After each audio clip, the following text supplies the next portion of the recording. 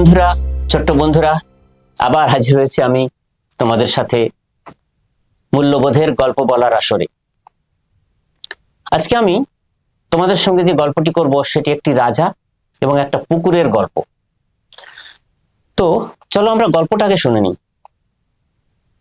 আমার এই গল্প শুনতে তোমাদের ভালো লাগছে তো? বেশ, চলো গল্প শুনি আমরা প্রথমে। তো এক রাজা ছিলেন, তিনি কি করেছেন না, তিনি তার সভায় একজন খুব বিচক্ষণ মানুষকে, খুব ধৈর্যশীল মানুষকে রাখতে চান। তো তার জন্য তিনি প্রতিযোগিতা আয়োজন করেছেন। সারা দেশের মানুষজনকে বলেছেন যে তোমরা প্রতিযোগিতায় অংশগ্রহণ করো, যে প্রমাণ করতে পারবে তোমার সবচেয়ে বেশি ধৈর্য, তাকে রাজা চাকরি দেবেন এবং রাজসভায় স্থান দেবেন। তো অনেক মানুষ এসেছেন, পরপর প্রতিযোগিতায় অংশগ্রহণ চলছে। তো কি করেছেন না, রাজা একটা পুকুরের কাছে নিয়ে গেছেন, সবাইকে নিয়ে হাতে একটা বালতি দিয়েছেন। আর বালতিটা কিন্তু না তলায় ফুটো, অনেকটা ফুটো, মানে বালতিতে জল ভরলে কিছুক্ষণের মধ্যে জলটা তলায় পড়ে যাবে, মানে জলটা গিয়ে অন্য কোথাও সে রাখার আগেই কিন্তু জলটা শেষ হয়ে যাবে। সবাই চেষ্টা করছে পুকুরের জল তুলে নিয়ে অন্য জায়গায় ফেলতে এবং পুকুরটাকে জল শূন্য করতে, কিন্তু বুঝতে পারছো তো বন্ধুরা, বালতি তো তলায় ফুটো, তাহলে জল তোলার পরে কয়েক পা এগোতে এগোতেই জল শেষ হয়ে যাচ্ছে, পুকুরের জল আর শেষ হয় না। অধৈর্য হয়ে একের পর এক যারা প্রতিযোগী, তারা সব হাল ছেড়ে দিয়ে ফিরে চলে যাচ্ছে।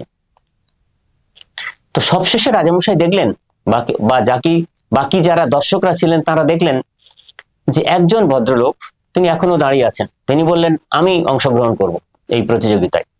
তিনি যথারীতি বালতি হাতে নিয়েছেন, তিনি দৌড়ে দৌড়ে যাচ্ছেন, আসছেন, অনেকটা জল পড়ে যাচ্ছে, কিছুটা থাকছে, এমনি করে করে অনেকক্ষণ পরে, 5-7 ঘন্টা পরে তিনি শেষমেশ কিন্তু পুকুরের জল শেষ করতে সমর্থ হলেন, মানে তিনি হাল ছাড়লেন না। তাহলে কি বুঝলাম না, ধৈর্য হচ্ছে মহৎ গুণ, ধৈর্য ধরলেই কিন্তু সাফল্য আসে। তো জল যখন শেষ হয়েছে পুকুরে, তখন পুকুরের তলায় দেখলো যে একটা ডায়মন্ড, খুব বড় রঙের একটা ব্লু ডায়মন্ড ঝকমক করছে। তো ওই প্রতিযোগী, ওই ভদ্রলোক ওই ডায়মন্ডটা তুলে এনে রাজার হাতে দিলেন। রাজা বললেন, এটা আমার পক্ষ থেকে তোমাকে পুরস্কার।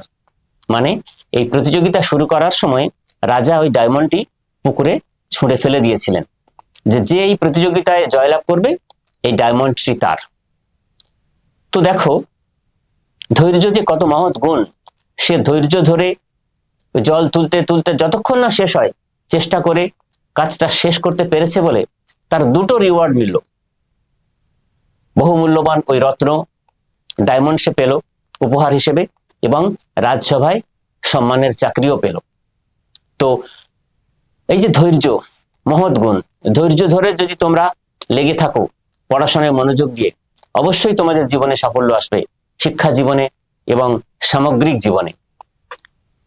ছোট্ট বন্ধুরা, ধৈর্য না শুধু অপেক্ষা করা নয়, খুব ভালো অ্যাটিটিউড নিয়ে অপেক্ষা করা।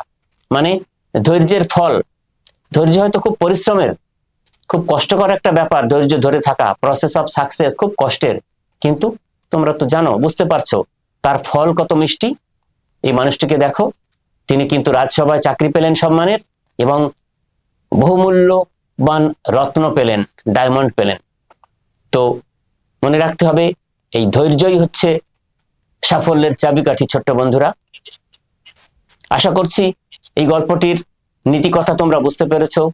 তোমাদের জীবনে এই ধৈর্যের চর্চা করবে, ছোটবেলায় তোমরা এখন করবে, সারা জীবন করবে, দেখবে তোমাদের জীবন সুন্দর সার্থক হবে। তোমরা সবাই খুব ভালো থাকো, শরীর চর্চা করো, মন দিয়ে পড়াশোনা করো, জীবনে সফল হও।